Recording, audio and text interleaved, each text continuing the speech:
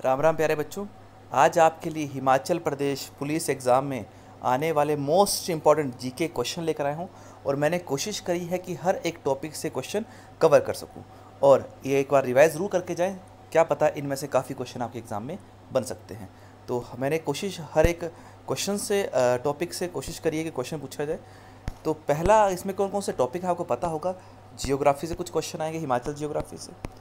कुछ स्कीम्स हैं जो हिमाचल और सेंट्रल गवर्नमेंट द्वारा चलाई गई हैं।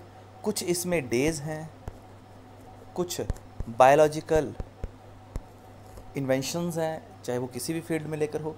हर किसी मैंने सिलेबस से टॉपिक को उठाने की कोशिश करी है। अब बात करते हैं सबसे पहले क्वेश्चन की, और इसके अलावा कुछ ऐसे क्वेश्चन नीचे मेंशन भी किए गए हैं जो इसमें एक्स्ट्रा आपको नॉलेज जरूर देंगे। तो पहला क्वेश्चन है, when is national voter day celebrated in India. Bharat में राष्ट्रीय मतदाता दिवस कब मनाया जाता है। तो बच्चे, भारत में राष्ट्रीय मतदाता दिवस कब मनाया जाता है? 25 जनवरी को। और आपको मैं कुछ बातें क्लियर करूं, हमारे इंडिया के पहले मतदाता थे श्याम शरण दास नेगी, जो बच्चे किन्नौर से संबंध रखते थे। क्लियर बात की, ठीक है। तो आप याद रखना, किन्नौर से संबंध रखने वाले श्याम शरण दास नेगी शरण दास नेगी हिमाचल के पहले क्या थे? मतदाता थे, और आज़ाद भारत के पहले मतदाता भी थे।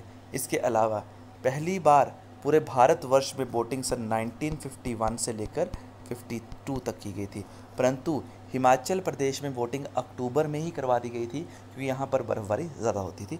इसलिए 25 जनवरी को हम क्या मनाते हैं? National voters day. इसके अलावा आर्मी डे हम 15 को मनाते हैं, रिपब्लिक डे 26 जनवरी को। तो इस बार की जो 26 जनवरी 2025 की परेड थी, उसमें हमारे चीफ गेस्ट आए थे इंडोनेशिया के प्रेसिडेंट। और आप मेरे को कमेंट बताइए कि इंडोनेशिया के प्रेसिडेंट कौन थे। और बेस्ट झांकी जो इस बार चुनी गई थी 2025 की रिपब्लिक डे की परेड पे, वो उत्तर प्रदेश का महाकुंभ था। इसके अलावा वर्ल्ड कैंसर डे 4 फरवरी, इंटरनेशनल वुमेंस डे 8 मार्च, वर्ल्ड अर्थ डे 22 अप्रैल, टबैको डे 31 मई, वर्ल्ड इन्वायरमेंट डे बचे 5 जून एंड इंटरनेशनल योगा डे 21 जून को होता है। और इसके बारे में आपको ज़रूर नॉलेज रखनी चाहिए। इसके अलावा 2-3 क्वेश्चन करवा दूँ मैं आपको। 25 मई को बच्चे, अब यूनाइटेड नेशंस ने घोषणा की है कि हम हर साल क्या बनाएंगे? फुटबॉल डे मनाएंगे 25 मई को। इसके अलावा 21 दिसंबर को हम ध्यान दिवस मनाएंगे, मतलब मेडिटेशन डे। तो मेडिटेशन डे कब मनाया जाएगा? 21 दिसंबर को। कुछ ऐसे याद जो यूनाइटेड नेशंस ने अभी अनाउंसमेंट करी थी। तो 25 मई को हम हमेशा क्या मनाएंगे? फुटबॉल डे, और 21 दिसंबर को हम हमेशा मनाएंगे मेडिटेशन डे। तो आपको क्लियर हुआ होगा। नेक्स्ट क्वेश्चन पे चलते हैं। Which healthcare scheme provide coverage of up to 5 lakh per family per year to the families without access of the quality health care। तो कौन सी स्वास्थ्य सेवाएं जो हैं स्वास्थ्य सेवा तक पहुंचाने के लिए कमज़ोर परिवारों को 5 लाख रुपए का कवरेज प्रदान करेंगी? तो ये है बच्चे आयुष्मान भारत योजना, जो सन 2018 में शुरू हुई थी। तो इसके बारे में याद रखना। स्कीम पे क्वेश्चन है, हेल्थ केयर स्कीम, जिसे 5 लाख तक का जो इलाज है वो फ्री कराया जाएगा। तो ये Ayushman Bharat 5 lakh per year family health coverage है, लॉन्च 2018। बचे जन धन योजना जो फाइनेंशियल थी 2014 में, उज्ज्वला योजना एलपीजी बीपीएल फैमिलीज़ के लिए, PM Awas Yojana housing for all bye 2022। बच्चे आपको बता दूं, पीएम आवास योजना का दूसरा पार्ट भी शुरू हो चुका है। स्वच्छ भारत अभियान 2014 में, digital India transform India digitally launch 2025 में, Beti Bachao Beti Padhao girl child protection and education and skill India vocational training for youth. तो ये सारे के सारे एक पॉलिसी जो गवर्नमेंट द्वारा शुरू की गई थी। इसके अलावा अभी हमारे भारतवर्ष में एक नई स्कीम शुरू की गई थी जिसका नाम था विश्वकर्मा योजना। जो कोई भी फील्ड में जुड़े हों उनको सेंट्रल गवर्नमेंट की तरफ से सहायता की जाएगी। इसके अलावा हिमाचल प्रदेश ने ड्रग्स से बचने के लिए एक स्कीम शुरू की थी जिसका नाम था संकल्प। तो आप ये याद रखना, संकल्प हिमाचल प्रदेश गवर्नमेंट द्वारा चलाई गई एंटी ड्रग्स एक पॉलिसी है।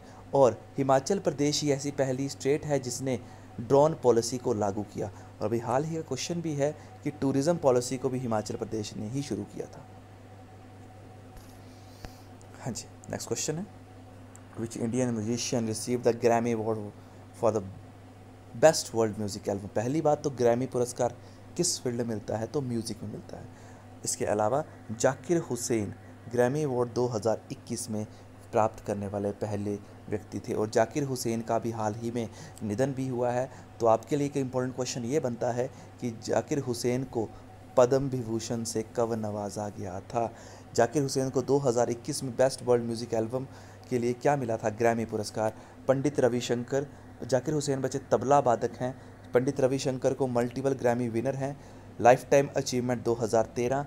अनुकोश Shankar nominated 7 times for Grammy, पर आज तक वो नहीं जीत पाए। A R Rahman 2 Grammys 2009 slum dog millionaire के लिए। लता मंगेशकर भारत रत्न 2001 और दादा साहेब फाल्के पुरस्कार भी मिल चुका है।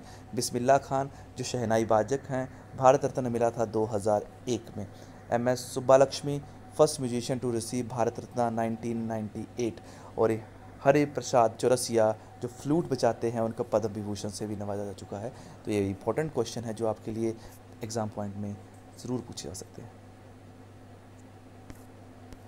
Next, India wins freedom is the autobiography of.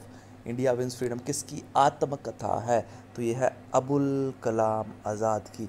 और याद रखें, अबुल कलाम आज़ाद हमारे आज़ाद भारत के पहले शिक्षा मंत्री भी रह चुके हैं। इसके अलावा कुछ ऐसी ऑटोबायोग्राफीज़ जवाहरलाल नेहरू की है, an autobiography also called towards freedom. इसके अलावा M K Mohan Chand Karamchand Gandhi the story of my experiment with truth. Subhash Chandra Bose the Indian struggle. Rajendra Prasad Atmakatha जिसे हिंदी में लिखा गया है। Lal Krishna Advani my country my life. And Bhagat Singh की why I am an atheist. इसके अलावा लाल कृष्ण अडवाणी को सन 2014 में भारत का सबसे बड़ा पुरस्कार कौन सा बचे? भारत रत्न से भी नवाजा जा चुका है। पिछले साल लाल कृष्ण अडवाणी को कौन सा अवार्ड मिला है? भारत रत्न। और आज़ाद भारत के पहले हमारे एजुकेशन मिनिस्टर अबुल कलाम आज़ाद को इंडिया विंस फ्रीडम उनके द्वारा लिखी गई ऑटोबायोग्राफी भी है। Aeroplane was discovered by. हवाई जहाज़ की खोज किसने करी है? तो अच्छा, इसमें 2 तरीक़ों से क्वेश्चन आता है। एक तो मैंने लिखा हुआ है कि एरोप्लेन, और एक आता है हेलीकॉप्टर। हेलीकॉप्टर आप बताएंगे कमेंट सेक्शन में किसके द्वारा की गई है, परंतु एरोप्लेन जो है विल्मार्ट राइट एंड अर्बिली राइट, मतलब राइट ब्रदर्स द्वारा इसकी क्या की गई है? स्थापना की गई है। तो एरोप्लेन की है वाइट ब्रदर्स बोलते हैं। आगे कुछ ऐसी टेलीफोन की लिखी है, लाइट बल्ब की लिखी है, पेंसिल की लिखी है, स्टीम इंजन की, कंप्यूटर की, माउस की, लॉगरिथमिक की लिखी है, और प्रिंटिंग प्रेस की लिखी है। तो सारे आपके लिए बहुत इंपॉर्टेंट है। और ये भी लिखा गया है कि एरोप्लेन की जो डिस्कवरी है वो कब की गई है? 1903 में। तो ये सारे के सारे नोट करिए, इनमें से कोई ना कोई एग्ज़ाम में पूछा जा सकता है।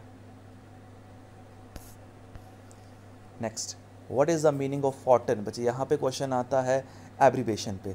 तो फोर्टन का अर्थ है formula translation. Discovered by 1957।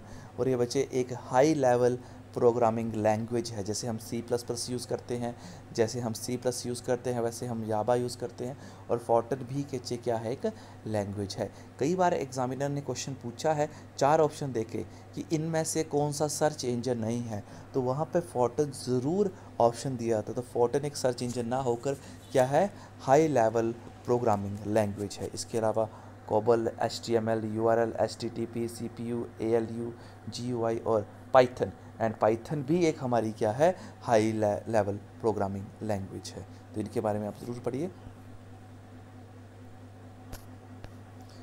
What is the meaning of DOCX? तो डॉटेक्स का मतलब है डॉक्यूमेंट एक्सटेंडेड। तो डॉक्यूमेंट एक्सटेंडेड इसकी सही एब्रीविएशन है।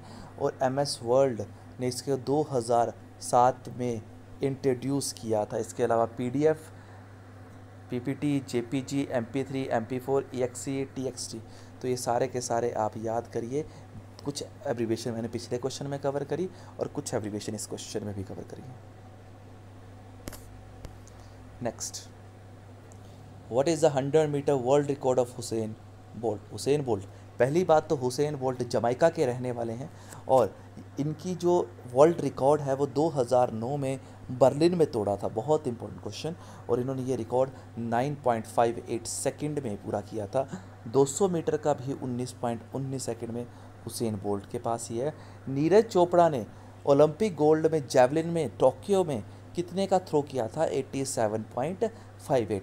परंतु 2024 के पेरिस ओलंपिक्स में सिर्फ कौन सा मेडल जीत सके थे? सिल्वर मेडल जीत सके थे। इसके अलावा सचिन तेंदुलकर ने 100 सेंचुरीज की हैं। मेरे पास ये क्वेश्चन है कि सचिन तेंदुलकर ने 100वीं सेंचुरी जो थी वो किस मैदान में और किस टीम के खिलाफ करी थी, वो जरूर बताएं। Virat Kohli fastest 8000, 9000, 10000 ODI run. PT Usha जिसे हम गोल्डन गर्ल के नाम से भी जानते हैं, और इसके बारे में बता दूं, इंटरनेशनल ओलंपिक कमेटी के अलावा एक एशियन ओलंपिक कमेटी है उसकी मेंबर भी हैं, और इंडियन ओलंपिक कमेटी की अध्यक्ष भी कौन है? पीटी उषा। फ्लाइंग सिख मिल्खा सिंह और Abhinav Bindra first individual Olympic medal जीता था 2008 में 10 मीटर एयर पिस्टल में। इसके अलावा ओलंपिक्स में आपको कुछ बता दूं, केडी यादव पहले व्यक्ति हैं जिन्होंने रेसलिंग में इंडिया के लिए पहला पदक जीता था 1952 में। इसके अलावा पहली महिला कर्णम मल्लेश्वरी जिन्होंने 2000 में पहली बार महिला होते हुए क्या जीता था? मेडल जीता था वेट लिफ्टिंग में। और ट्रैक एंड फील्ड में पहला मेडल जीतने वाले व्यक्ति का नाम है नीरज चोपड़ा। इसके अलावा 2 ओलंपिक्स में लगातार मेडल जीतने वाली पीवी सिंधु, जो भी बात करें ठीक है, पीवी सिंधु। और रेसलर जिसने पहली बार ओलंपिक में मेडल जीता था साक्षी मलिक, तो आप इन चीज़ों को याद रखना, साक्षी मलिक। और पहली एक ही ओलंपिक्स में 2 मेडल जीतने वाली इंडिया की शूटर मनु भाकर। और इसके बारे में मैं एक चीज़ और बता दूं मनु भाकर जी के बारे में, इन्हें 2024 का राजीव गांधी खेल रत्न, जिसे हम आज मेजर ध्यानचंद खेल रत्न पुरस्कार से भी जानते हैं, वो भी दिया गया था मनु भाकर को। Capital of Denmark Copenhagen. Belgium Brussels में हेडक्वार्टर है नाटो का, जिसको 1949 में बनाया गया था, और इसके टोटल 32 मेंबर हैं। ये जरूर याद रखना, नाटो के 32 मेंबर्स हैं। Ethiopia Addis Ababa, Costa Rica San Jose, Australia की कैनबरा, कनाडा की ओटावा, ब्राज़ील की ब्राज़ीलिया, जहां 2024 का G20 करवाया गया था और 2023 का भारत ने करवाया था। South Africa Cape Town, Pretoria and इसके अलावा इसकी जुडिशियल कैपिटल बचे केप टाउन के अलावा एक और यहाँ पे आप थोड़ा चेक कर लीजिए, केप टाउन, प्रिटोरिया, और इसके अलावा एक इसकी और कैपिटल है, वो आप मुझे कमेंट में बताइए। इसके अलावा स्वीडन की बर्न एंड न्यूजीलैंड की वेलिंगटन। कई बच्चे न्यूजीलैंड की राजधानी अलग करके आते हैं, उसको ध्यान से।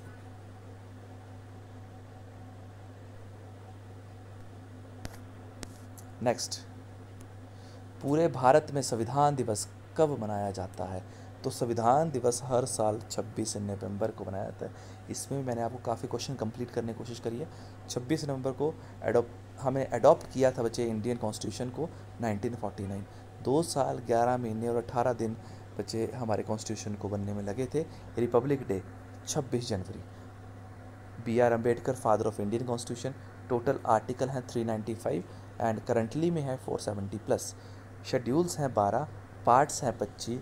Longest written constitution in the world India.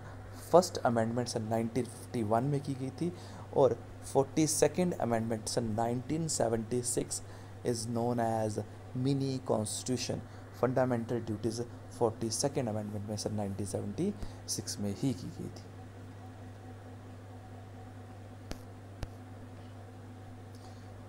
किस देश की सुंदरी विक्टोरिया कैजर-थैलविंग ने मिस यूनिवर्स 2024 का खिताब जीता है? तो बच्चे याद रखना, विक्टोरिया कैजर-थैलविंग जो है मिस यूनिवर्स 2024 बनी थी, और ये कहाँ की संबंध रखती थी? डेनमार्क से संबंध रखती थी। तो ये याद रखना है आपने। तो डेनमार्क की अभी राजधानी मैंने ऊपर भी कराई, तो डेनमार्क की राजधानी है कोपेनहेगन।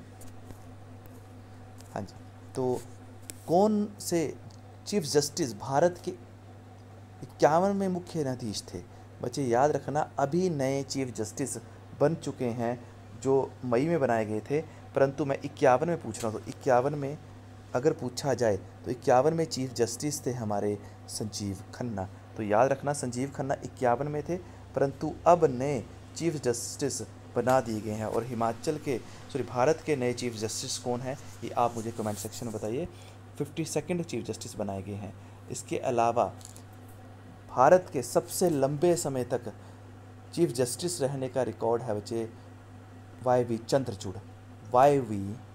चंद्रचूड़ हमारे सबसे ज़्यादा समय तक चीफ जस्टिस रहने का रिकॉर्ड है। तो क्वेश्चन को बड़े ध्यान सुनिए। 51 में चीफ जस्टिस पूछा होगा तो संजीव खन्ना जो मई महीने में क्या हो चुके हैं, रिटायर हो चुके हैं, इसलिए 52nd चीफ जस्टिस भी आप ज़रूर याद करें। और आप कमेंट सेक्शन में बताइए 52nd चीफ जस्टिस कौन है। और सबसे लंबे समय तक चीफ जस्टिस रहने का रिकॉर्ड है वाई वी चंद्रचूड़।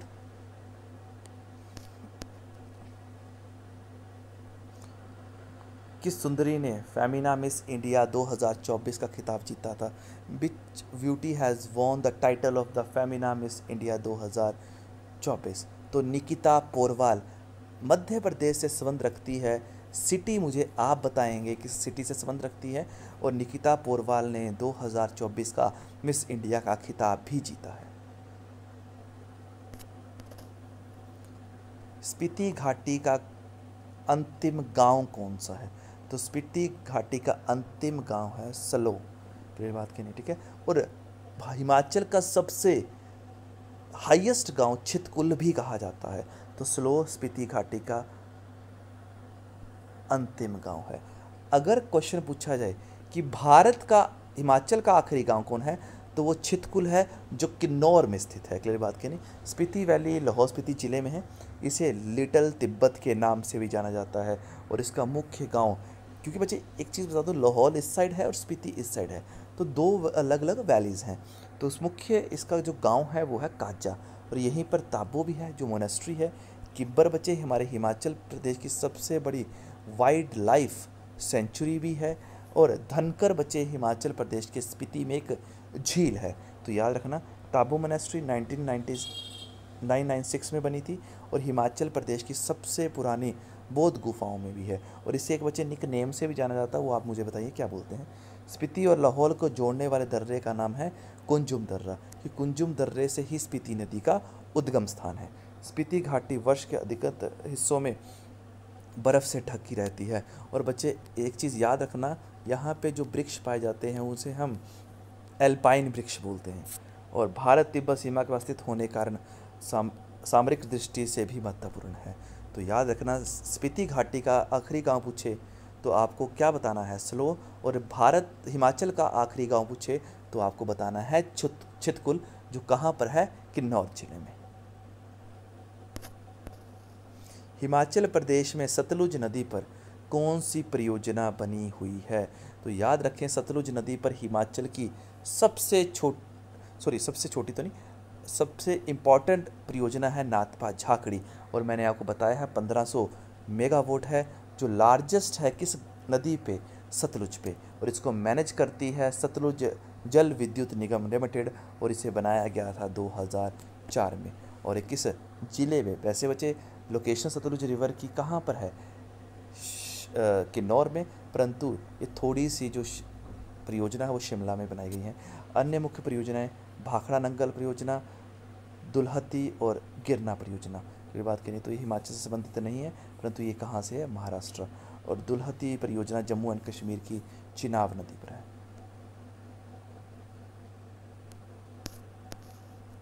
एल्पाइन, अभी बच्चे मैंने आपको एल्पाइन के बारे में बताया था। एल्पाइन जो वनस्पति कहाँ पाई जाती है, वेजिटेशन इज़ फाउंड इन, कहाँ पाई जाती है? तो अभी मैंने बोला था एल्पाइन में। तो एल्पाइन या आप क्या बोल सकते हैं, स्पीति वैली बोल सकते हैं। और एल्पाइन कहाँ पाए जाते हैं बच्चे? स्पीति घाटी में। स्पीति वैली हिमाचल प्रदेश का कोल्ड डेजर्ट भी है, जहाँ एल्पाइन और तुंद्रा वनस्पति पाई जाती है। इसके अलावा इसके बारे में टेम्परेचर के बारे में लिखा कि -20 तक जा सकता है। और इसमें Lahaul Kaza pin valley national park भी हैं। और बला वैली कम ऊंचाई पर स्थित, जहाँ कृषि ज़्यादा होती है। ये हिमाचल प्रदेश की सबसे उपजाऊ घाटी भी कहलाती है, बला घाटी। और चंबा और सांगला, इसके बारे में एल्पाइन फ्लोरा मिलती है। तो ये चीज़ याद रखना। पर एल्पाइन के बारे में पूछा जाए तो अभी मैंने आपको थोड़ी देर पहले क्लियर किया था, स्पीति वैली में। और बला घाटी हिमाचल प्रदेश की मंडी जिले में स्थित है, जो हिमाचल प्रदेश की सबसे ज़्यादा फर्टिलाइज्ड वैली है। कलत, कलत बच्चे गर्म पानी का झरना है डिस्ट्रिक्ट कुल्लू में। कलत हॉट स्प्रिंग कुल्लू में है, ब्यास नदी पर बना हुआ है। इसके अलावा मणिकर्ण, वशिष्ठ, तत्तापानी और कसौल, ये सारे के सारे कहाँ स्थित हैं? कुल्लू में। अब आप मुझे बताइए जोरी कहाँ पर है? तो जोरी है शिमला में। इसके अलावा हमारे पास चैडविक कहाँ है? शिमला में। तो इन झरनों के बारे में आपने थोड़ा सा याद करना है। परंतु सबसे ज़्यादा गर्म पानी के झरने कहाँ हैं? कुल्लू में स्थित हैं। जैसे मणिकर्ण सबसे प्रसिद्ध है, वशिष्ठ कुंड, तत्तापानी और एक मैंने आपको क्या बताया, कसौल।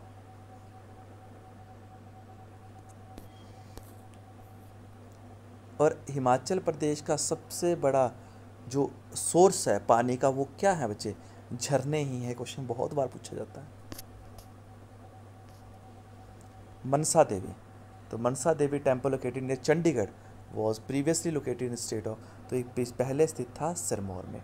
तो यहाँ पर हिमाचल के सारे फेमस मंदिर जो यहाँ पर मेंशन किए गए हैं किस किस जगह पर हैं, तो यहाँ पर मनसा देवी अभी फ़िलहाल पंचकूला में है, चंडीगढ़ के अंदर पड़ता है, ट्राई सिटी के अंदर है, परंतु ये पहले कहाँ स्थित था? सिरमौर में स्थित था। ज्वालामुखी हमारे शक्तिपीठों में सबसे बड़ा शक्तिपीठ माना जाता है, चिंतपूर्णी टेम्पल। ये सारे के सारे जो हमारे हिंदू टेम्पल जो माने जाते हैं, ज्वालाजी, चिंतपूर्णी, ये मैक्सिमम जो 5 हमारे शक्तिपीठ हैं, ये सारे के सारे डोम स्टाइल में बने हैं, जिसे हम गुमंद शैली बोलते हैं।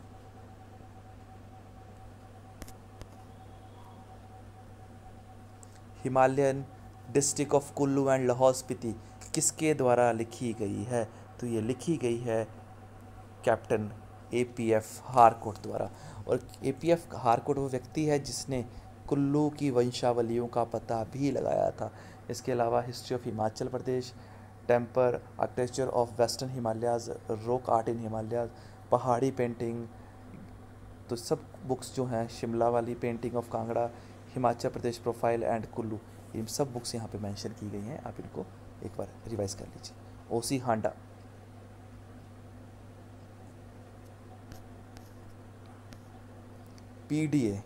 PDA का मतलब क्या है? तो ये क्वेश्चन बहुत इम्पोर्टेंट है। PDA तो पर्सनल डिजिटल असिस्टेंट, ये फुल फॉर्म है, पर्सनल डिजिटल असिस्टेंट।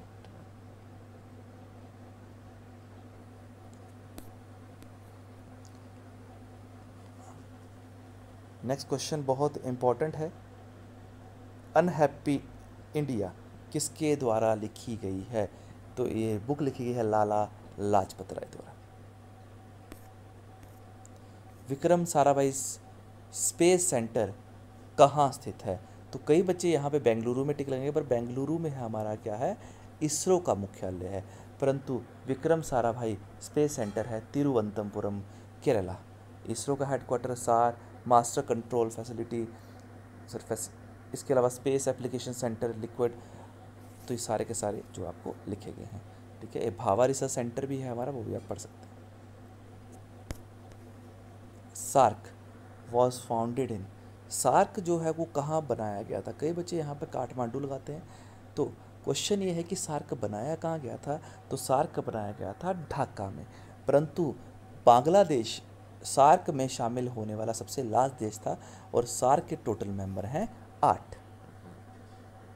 तो 1985 में सार्क बनाया था, हेडक्वार्टर काठमांडू में है, पर फॉर्मेशन इसकी ढाका में थी। यूनाइटेड नेशंस के बारे में लिखा है, इसमें थोड़ी सी इनके हेडक्वार्टर्स भी लिखे गए हैं।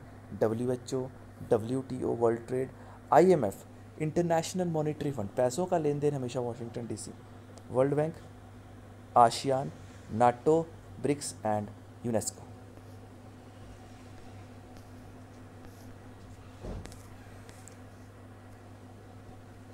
What is the capital of Bahrain? Bahrain मोतियों का शहर भी कहलाता है, और बहरीन की राजधानी है मनामा। तो मनामा ओमान की मस्कट, कतर की दोहा, UAE की अबू धाबी, सऊदी अरेबिया की रियाद, कुवैत की बच्चे गलत यहाँ पे कैपिटल, सॉरी कुवैत सिटी, ठीक है, ईरान की तेहरान, इराक की बगदाद।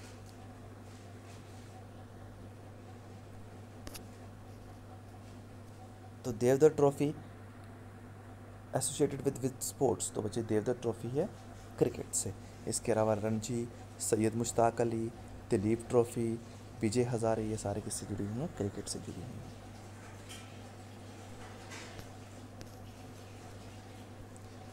तो when does the formal Nobel prize ceremony take place every year? तो नोबेल प्राइज़ हर साल किस दिन दिया जाता है? 10 को। और 10 को ह्यूमन राइट्स डे भी बनाया जाता है, जिसको हम मानवाधिकार दिवस बोलते हैं।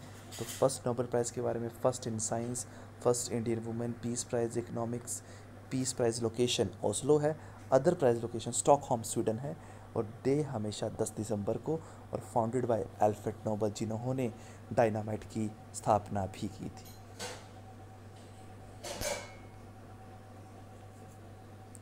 तो टीवी किसके द्वारा इन्वेंट किया गया है? The credit of the inventing the TV goes to the John Logie Baird's. तो ये 1925 में फर्स्ट वर्किंग टेलीविज़न था। इसके अलावा motion picture, radar, radio, computer और प्रिंटिंग प्रेस के फाउंडर्स का नाम भी दिया गया है, जो आप नोट कर सकते हैं। वर्ल्ड वाटर डे, हाँ जी, तो वर्ल्ड वाटर डे कब मनाया जाता है? मैंने पहले भी इसको लिखा था। तो 22 मार्च को world earth day, world environment day पहले भी मैंने पढ़ाया, world toilet day, no tobacco day and world ozone day 16 सितंबर। इनमें से कौन सा इंटरनेशनल फेयर नहीं है? दशहरा तो बिल्कुल इंटरनेशनल फेयर है, लवी बिल्कुल है, विंटर कार्निवल शिमला का भी है, समर फेस्टिवल धर्मशाला का नहीं है। और हमारे हिमाचल प्रदेश में कुल 7 इंटरनेशनल फेयर हैं, आप उनका नाम ज़रूर मेंशन करिए। कुल्लू का दशहरा, लवी मेला, विंटर कार्निवल और समर फेस्टिवल जो है वो सब हमारा इंटरनेशनल फेयर नहीं है। घंटाल फेस्टिवल, तो घंटाल फेस्टिवल कहाँ होता है? गुरु घंटाल एक हमारी मोनेस्ट्री भी है, जो कहाँ है? लाहौल एंड स्पीति में। इसके अलावा कुछ फेयर्स ऐसे यहाँ पे लिखे हैं, मिंजर मेला, फुलैच फूलों का त्यौहार किन्नौर बहुत फेमस, फागली कुल्लू। पोलियंट्री इन हिमालयाज, तो ये है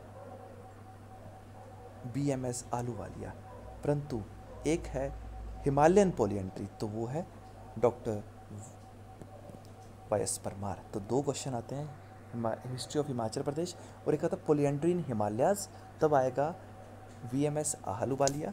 और अगर क्वेश्चन आए Himalayan polyandry, then answer equals to YS Parmar. इसके अलावा कुछ ऐसी बुक्स जो मैंने fair festival and customs and Pahari painting MS Randhawa, Kangra painting भी MS रंधावा ही है।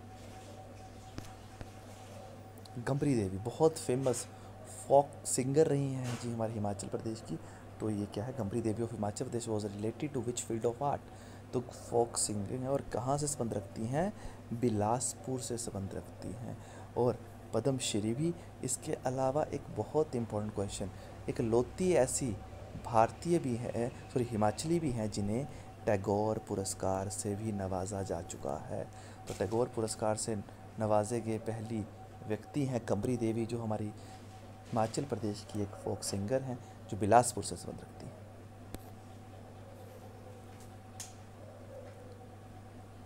कौन सा ऐसा मंदिर है जो पेगोडा शैली में बना हुआ है? तो इनमें से ऐसा कौन सा मंदिर है जो पेगोडा शैली में बना हुआ है? तो ये बहुत इंपॉर्टेंट है। पहला ऑप्शन है कामाख्या देवी, अगला है पंचवक्त्र मंदिर मंडी, बाला सुंदरी टेम्पल, और लास्ट है लक्ष्मी नारायण टेम्पल। तो इसका जो सही आंसर होगा, तो पहली बात तो पेगोडा शैली के बारे में लिखा गया है यहाँ पर, roof mostly seen in Mandi and Kullu, तो मंडी और कुल्लू में ही होते हैं मैक्सिमम। तो इसका आंसर था कामाख्या देवी टेम्पल, करसोग मंडी। इसके अलावा शिखर शैली एंड ये भी आपके लिए पंचतंत्र स्टाइल भी दिया गया है। तो कुल्लू और मंडी में ही मैक्सिमम क्या बनाए जाते हैं? पेगोडा शैली के मंदिर बनाए जाते हैं। Again Panchvaktra Mandir located in which town? Then answer equals to Mandi. इसके बारे में डिटेल आपको लिखी गई है, आप इसको पढ़ सकते हैं।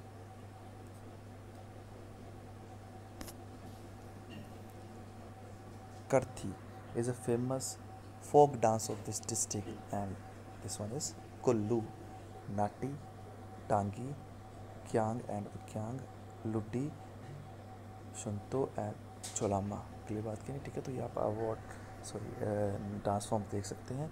और मैंने आपको बताया था नाटी जो फेमस है वो सिरमौर की फेमस है। और कथरी कहाँ का फोक डांस है? कुल्लू का।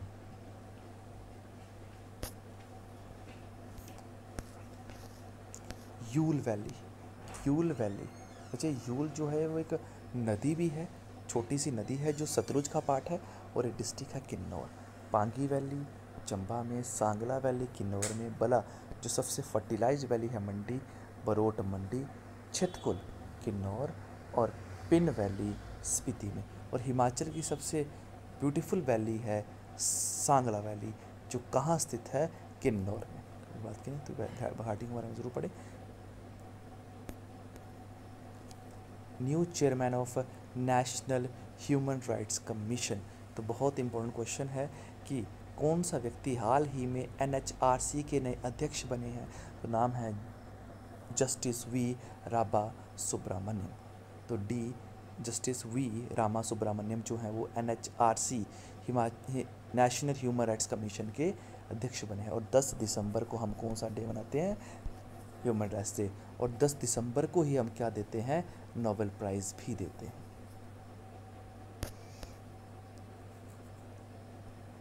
who has recently become the 26th governor of RBI in the place of Shaktikanta Das. तो शक्तिकांत दास की जगह RBI के नए गवर्नर बने हैं संजय मल्होत्रा, और ये हमारे देश के 26वें गवर्नर हैं। RBI के 4 डिप्टी गवर्नर भी होते हैं, और चारों डिप्टी गवर्नर का नाम जरूर लिखिए। और RBI के पहले चीफ जस्टिस थे RBI गवर्नर थे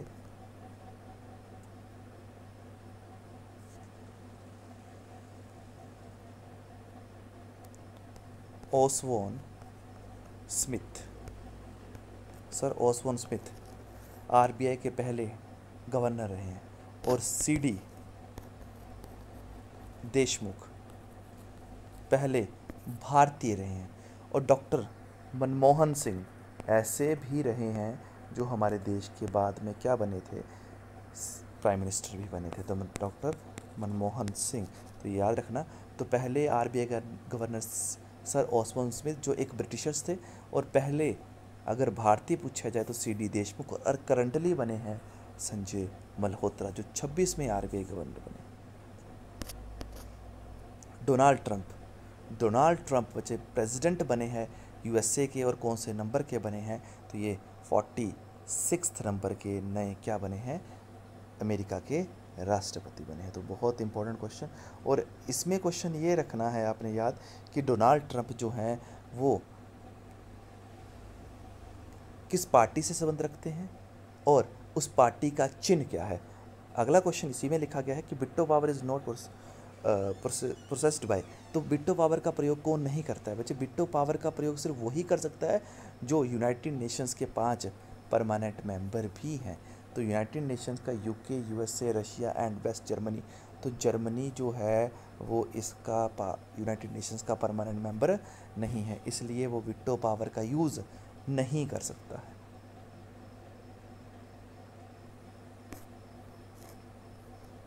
तो ये 5 permanent member USA, Russia, UK, France and China.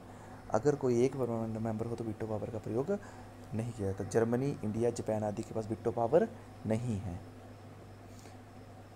And United Nations के टोटल मेंबर हैं 195। इसमें 193 परमानेंट हैं और 2 रेगुलर हैं और 2 observer. India is not a member of. तो इंडिया G20 का मेंबर तो है, क्योंकि इंडिया ने G20 की मीटिंग भी करवाई थी कब? 2023 में। इंडिया सार्क का मेंबर बिल्कुल है। इंडिया यूनाइटेड नेशंस का मेंबर भी है। तो इंडिया G8 का मेंबर नहीं है। ना इंडिया G8 का मेंबर है, ना इंडिया G7 का मेंबर है। तो G8 में जो कंट्रीज़ हैं वो यहाँ पे लिखी गई हैं। सार्क में जो कंट्रीज़ है वो यहाँ लिखी गई हैं। टोटल 8 बताई थी मैंने, 7 ये कंट्रीज़ हैं और एक इंडिया है। G20 में 19 कंट्री हैं, एक यूरोपियन यूनियन है, और अभी एक हाल ही में भी जोड़ी गई है जो कौन है? African union. और इंडिया 1945 में ही यूनाइटेड नेशंस का पार्ट बन गया था।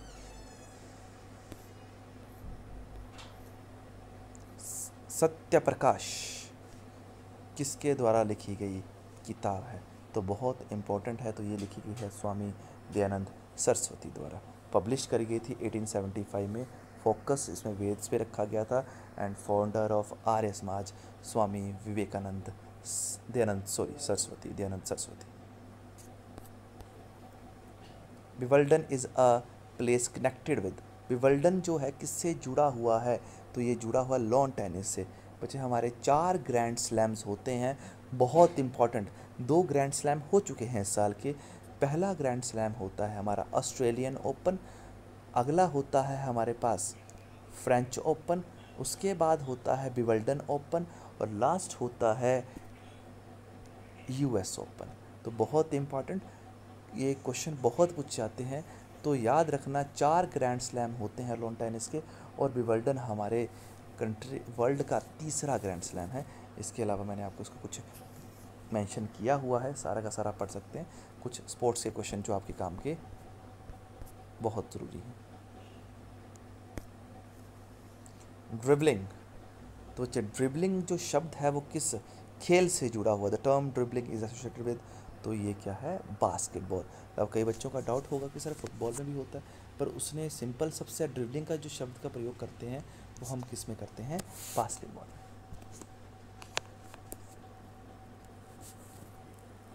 ह्यूमन राइट्स डे, तो अभी मैंने आपको क्लियर करवाया कि ह्यूमन राइट्स डे हम कब मनाते हैं? 10 दिसंबर में। और 10 दिसंबर में हम क्या मनाते हैं? डे मनाते हैं, कौन सा? Human rights day. इसके अलावा नेशनल यूथ डे 12 जनवरी को स्वामी विवेकानंद जी का, आर्मी डे, रिपब्लिक डे, सारे डे यहाँ पे मेंशन किए गए हैं, तो आप यहाँ पे लिख लीजिए।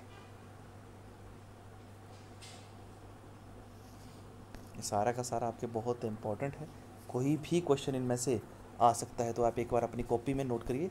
लास्ट टाइम है आपके पास, पेपर बहुत पास में है, आपका 1 दिन का टाइम है, तो एक बार ओवरव्यू करिए ताकि आप इसमें से कुछ ना कुछ क्वेश्चन वहाँ पे कर सकें। What is the capital of Argentina? तो अर्जेंटीना की राजधानी क्या है? तो अर्जेंटीना की राजधानी है ब्यूनोस एयर्स। इसके अलावा बाकी राजधानियाँ मैंने यहाँ लिखी हुई है, आप वो सारी की सारी चेक कर सकते हैं, पहले भी मैंने यूज़ करी हैं। तो श्रीलंका की राजधानी वैसे कोलंबो है कमर्शियली, परंतु अभी चेंज करके श्री जयवर्धने पूरा कोटे कर दी गई जो ऑफिशियल। हाँ जी, साउथ अफ्रीका की राजधानी आपने चेक कर लेनी है, प्रिटोरिया, और कैपिटल तो है शायद मेरे आइडिया से एक कैपिटल इसकी और है, वो आप मेरे को चेक करके बताइए। यूके की लंदन एंड यूएसए की Washington DC.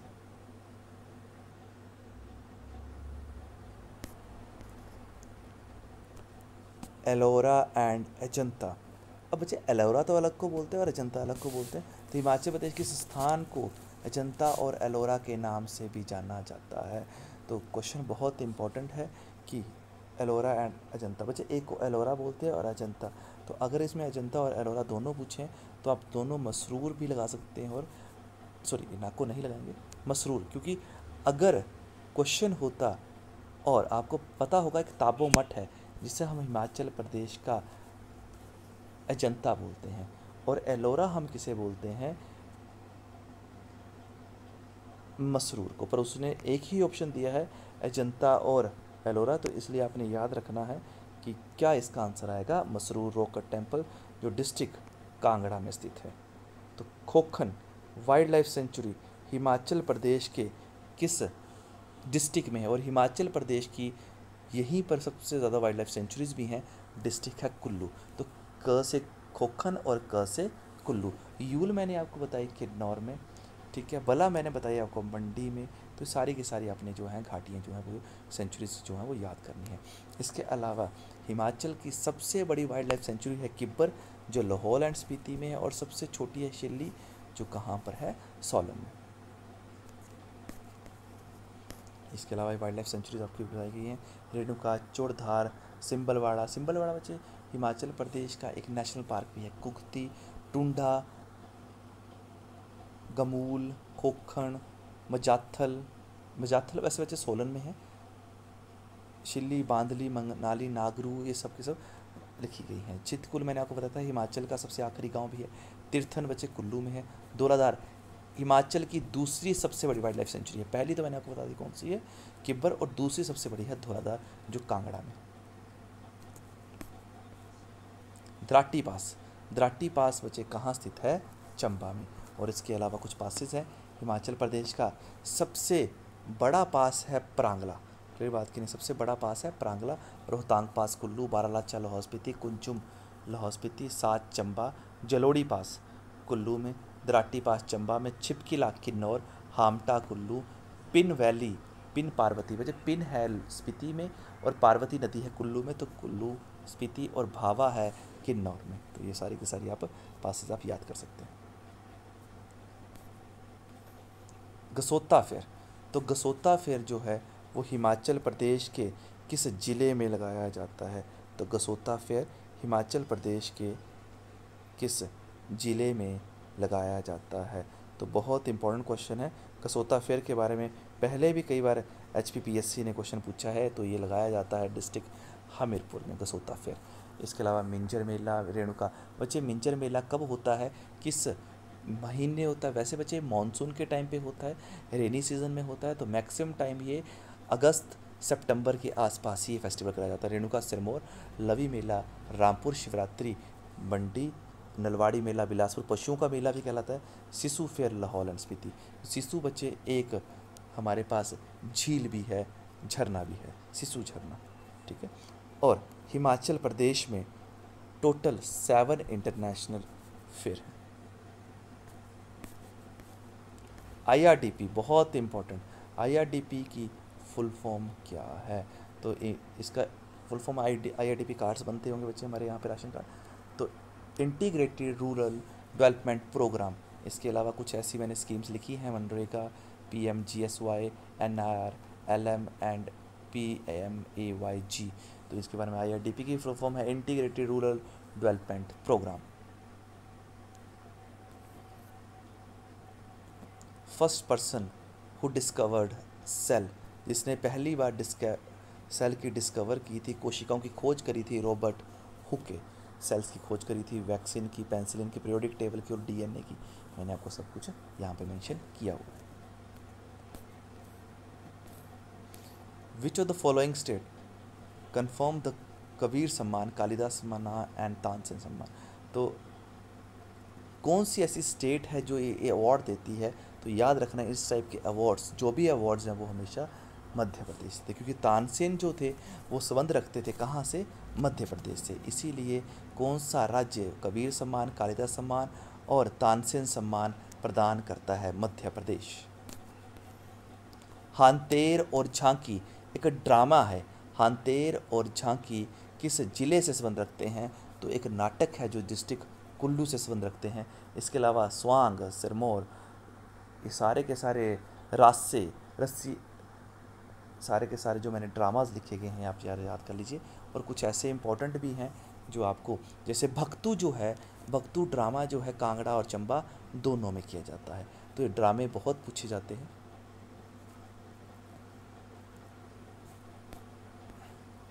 Mohana folk song है बिलासपुर डिस्ट्रिक्ट का। कुंजू चंचलो, लम्मन, जूरी, ये सारी के सारे जो हैं वो सिरमौरी गीत, ये सारे के सारे जो हैं फोक सॉन्ग लिखे गए हैं। जैसे ना मन्याओ हंसा मंडी का है, कई बात की, ठीक है। नूरपुरे दी खत रटिए कांगड़ा का है। तो ये सारे के सारे जो क्वेश्चन हैं वो आपने जरूर रखना। पर मोहना जो है बिलासपुर का है, वो बहुत बार एग्ज़ाम में पूछा गया है। मिंजर फेयर, अभी मैंने थोड़ी देर पहले बताया चंबा में होता है, किस ऋतु में होता है? During which season? तो रेनी सीज़न में होता है। इसके अलावा कौन कौन से फेयर कब कब करवाए जाते हैं? जैसे गसोता फेयर मैंने अभी बताया था, हमीरपुर का मार्च और अप्रैल में होता है। सारे के सारे फेयर जो किस महीने, क्योंकि बच्चे अब ये क्वेश्चन नहीं पूछा जाता है कि कहाँ होते हैं, क्योंकि सबको पता है कौन सा फेयर कहाँ होता है, परंतु अब पूछा जाता है कि ये फेस्टिवल्स किस मंथ लगाए जाते हैं। भीमा काली टेम्पल, अब टेम्पल्स के ऊपर क्वेश्चन है। भीमा काली टेम्पल लोकेटेड इन, तो किस जगह पर है? सराहन। और सराहन कहाँ है? शिमला। और श्री गोपाल जी टेम्पल कहाँ स्थित है? तो ये है बिलासपुर में। तो ये सारे के सारे जो मंदिर हैं यहाँ पे मैंने मेंशन करे हैं, इनको एक बार ओवरव्यू कर लीजिए, आपको बहुत ईजिली ये चीज़ें समझ आएंगी। तो आपके लिए मैंने यहाँ पे छोटी सी स्ट्रेटजी बनाई है, जितना पढ़ा है उतना ही रिवाइज़ करो, कुछ नया पढ़ने की ज़रूरत नहीं है, क्योंकि आप दिमाग में बर्डन नहीं डाल सकते। और जितने पिछले आपके टेस्ट सीरीज़ हुई हैं, जितने आपके नोट्स आपने बनाए हैं, उनको एक बार ओवरव्यू करिए। एक मॉक टेस्ट लगा लीजिए जो आपके पास लास्ट टाइम पे होगा।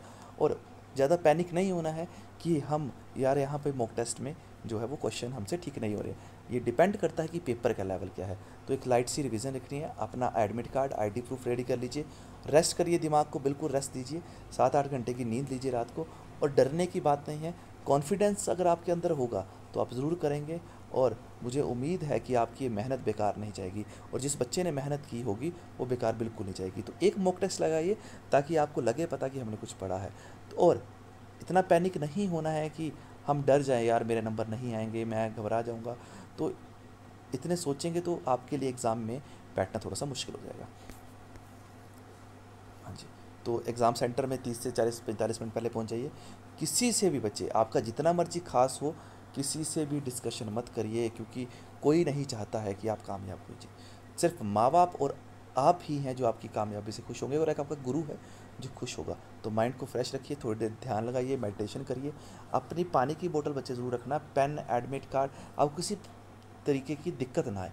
और गर्मी बहुत है तो पानी रेगुलर पीजिए। बीमार नहीं होना है, थोड़ा सा हल्का सा ब्रेकफास्ट करके जाइए, खाली पेट कोई एग्ज़ाम करना चाहिए। तो पहले करना कैसे है, आपको एक स्ट्रेटजी बताता हूँ। सबसे पहले वही क्वेश्चन करें जो आपको आते हैं। अगर आपको 50 से 60 क्वेश्चन आते हैं तो आप प्लीज़ तुक्के ना लगाएं, क्योंकि बच्चे ये सोचते हैं कि एक क्वेश्चन सही कर दूंगा तो 1 नंबर मिल जाएगा, अगर गलत कर दूंगा तो 0.25 पर। बच्चे आप वो नहीं सोचते हैं जो आपके 60 नंबर जो आपने अपनी मेहनत से जो आपने पढ़ के लिए हैं उसमें से वो नंबर कब होते जाएंगे। ठीक है, हर क्वेश्चन को ध्यान से पढ़ें।